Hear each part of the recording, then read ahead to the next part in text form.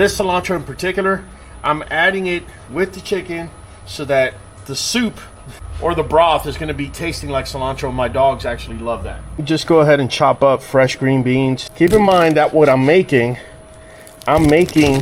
for 6 dogs, okay? And the way I'm making it here is very cost effective, is to actually fight yeast. Now, this is not a short-term solution of fighting yeast. This is a long-term solution. This is fed mostly in the springtime or summertime when it's hot and humid. I'm gonna throw the green beans in there. Green beans are very important because they have high soluble fiber. They're also very low on the glycemic scale. Reason it's important that the glycemic scale is low in the ingredients we're putting in is because sugar is what actually feeds yeast. None of the ingredients that we have here will be feeding yeast. However, you can add things like sweet potatoes and carrots if you're not dealing with a yeast infection. Next ingredient we're going to be adding is going to be broccoli. You can buy it frozen. Now, keep in mind, we're not trying to make that soup over there 50-50. We're going to have at least one full floret per dog in there. There you have it. There's a good amount per dog per day. So that's what we're going to throw in there. So we're just going to go ahead and throw one floret in there per dog. They're pretty big, as you can see. All right. A lot of you are probably thinking I'm feeding people food, and you're right. The thing is that broccoli actually contains something called sulforaphane, which is the most powerful natural detox compounds that you could give a dog that is actively dealing with yeast. While the chicken is cooking over there, we're gonna go ahead and check on the eggs that we're cooking over here. I actually put them in this little steamer. They're pretty well cooked. I think I might have gone over. It was only on for 8 minutes, but yeah, it's definitely done a number on the eggs. Next thing we're going to chop up is going to be garlic. Now, we do give garlic to our dogs. This particular recipe is made for an 80-pound dog. So we're going to make adjustments here so that we don't necessarily go over, right? So I give 1 garlic clove per 100 pounds of dog. I have 6 dogs that are ranging between 75 and 86 pounds. So I'm just going to go ahead and crush. I'm going to chop up or chop out about 20% of it, and that's what we're going to do. Now, the one that I crushed, we're going to go ahead and chop it into as many small pieces as we can. This is not being cooked into the pot. This is going to be given directly into the bowl. As the chicken's being made, I just want to give you a suggestion on getting stainless steel bowls. They're very easy to clean, so it's the most hygienic route.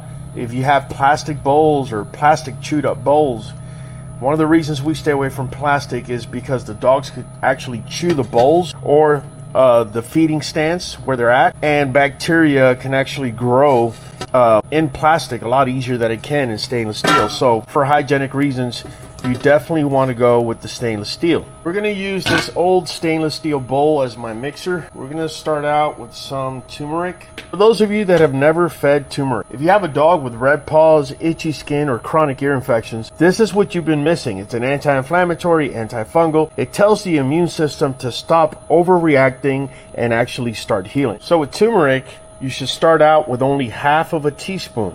A teaspoon is 5 ml. Half of a teaspoon is 2.5 mLs. If you do the math, with 6 dogs, it's going to equate to 1 whole tablespoon. So we're going to go ahead and add the tablespoon. Now, this next ingredient goes with turmeric, and that's black pepper. Now, let me simplify it for you. A lot of you are going to want to skip the black pepper. Without black pepper, your dog's body can only absorb about 5% of that curcumin inside of the turmeric. And once you add black pepper, that number jumps up 2,000%. That's not a typo. That's what this actually does. It's what its job is. Now, I have the kind that you gotta do this to. You do that 3-4 times, that's more than enough black pepper. Now, this next ingredient is none other than organic coconut oil. The lauric acid in coconut oil is directly antifungal. It punches through the yeast cell walls. We're not just starving the yeast now, we're actually killing it with this. If you haven't fed coconut oil to your dog, it is said you should be feeding half of a tablespoon to start out. So that's what it would look like. In our case, we're not starting out. So we actually go all the way up to 1 tablespoon per day. I'm gonna go ahead and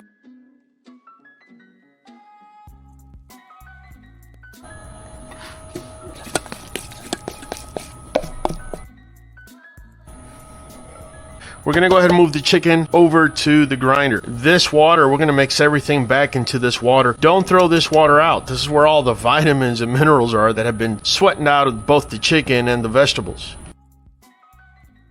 If a piece of broccoli or green beans is in there, no big deal. It's just gonna be ground up. What makes it all possible is that the 10-pound bag of chicken quarters that I bought at Walmart, it's not even $6. So it makes it very feasible for me.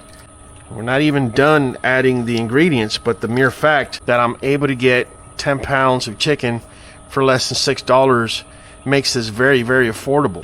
So this is actually pretty easy when you have a big grinder. Some of you may only have 1 or 2 dogs. You can definitely get yourself a smaller grinder, but you got to make sure it's able to grind bones.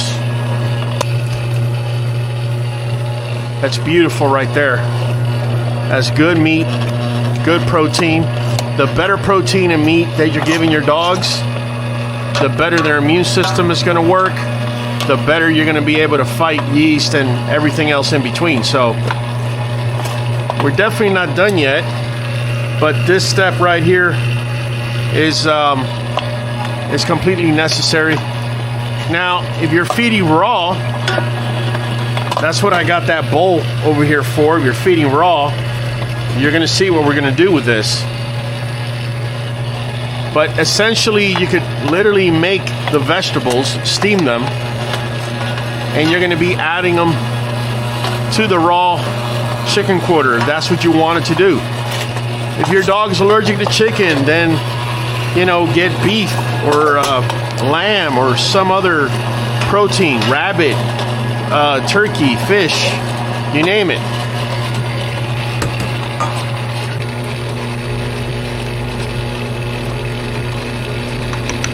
For those of you that want to know, this is a Weston brand grinder. Weston 32 is what it says on here. So now what we're going to do is we're literally just going to throw the ground chicken back into the pot, just like that. If you have a picky eater, I'm telling you, that cilantro in there and now the ground chicken, you're going to notice it's going to be difficult for your dogs to not want to eat this. For those of you that want to know, this is a Drinton brand Instant Pot. I'll go ahead and leave the information on the screen. So right now we have 4 cans of sardines. Sardines are very high in omega-3s. So make sure when you get sardines that they are in water, not in oil. I know sometimes it's going to say olive oil. If you read the fine print, it's usually olive oil and something else. To not run into any type of issue, I strongly recommend when you get sardines is in water. I would also make sure that there's no salt added. So you want the sardines in water, but you don't want extra salt to be in there. Salt's not good for your dogs. A lot of you watching are probably saying, well, Raul, how do you know who's getting what? Well, because this is weight-based, depending how much your dog weighs, depends how much we're going to be giving. However, I did go a little over on the water, so that kind of throws things off a little bit. So I'm basically going to eyeball it for my 80-pound dogs, and my dog that's over 80 pounds, I'm going to give him a little more. And if I have a dog that say is 60 pounds, I'm going to give him a little less. Looking real phenomenal. So I make sure once I get from a couple to several sardines, I try and make sure not to get another one. That way there's enough to go around.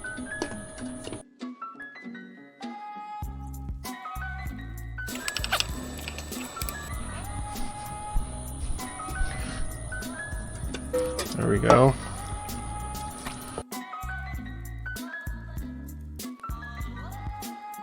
Going to be giving the tablespoon of the mixture I made of the turmeric with the coconut oil. And I do that just because it's easier. It melts right in. So we're putting a tablespoon's worth. Now, if you want to do the garlic right before it's time to serve, that's fine. You have 2 dogs, it's a lot easier. Obviously, if you got more dogs like we do, we're just pretty much making sure to give the same amounts or roughly the same amounts every time. Dog that's going to eat raw, I would definitely add some of this that's got the vegetables, but of course the sardines. We add the garlic, and we're adding the spoonful. I made this video because a lot of people think that it's very expensive to feed anti-yeast foods. It really isn't. If you look on the screen, I'm showing you how much everything cost me. It's really not that bad. Put the eggs in ice water just so that we could break them and throw them in each bowl. Now, I do want to let you know we do feed our dogs Nuvet NuJoint DS. Nuvet is a multivitamin. NuJoint DS is joint support, but it's a powerful anti-inflammatory. It goes along with everything we fed our dogs. Whatever's missing, this is what fills the gap. This is what we use to fight yeast every single day. Nuvet comes in a 90 count bottle, so we're going to be dropping literally one for each one of our bowls. Now, I do know you're seeing 5 bowls, and I told you we're making food for 7 dogs. I have other dogs in the kennel area that we're going to be feeding this. Now, NuJoint DS is weight-based. You see here, if you're feeding a dog between 50 to 100 pounds, you must feed 3 wafers. So that's what we're hitting them with. Yep, 3. This ingredient we're going to be adding is going to be kefir. I've allowed this to cool. It's at a point where the dogs could eat it. You want to make sure it's cool before you add kefir. Kefir has live probiotics. If you throw that in there when it's steaming hot, it's going to kill the good stuff here that's going to go into your dog's gut. And over here, we're literally giving them a cap's worth. You've heard me talk before and say that lactose or dairy products that have lactose actually feed yeast. That's still true. The exception is kefir. Kefir has gone through a fermenting process, so the sugars inside of the kefir are no longer there by the time they get to your dog.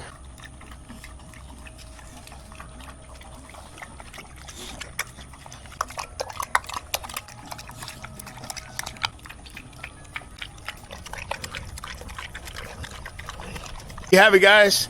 Very simple yet effective anti-yeast soup that's cheap, easy to make.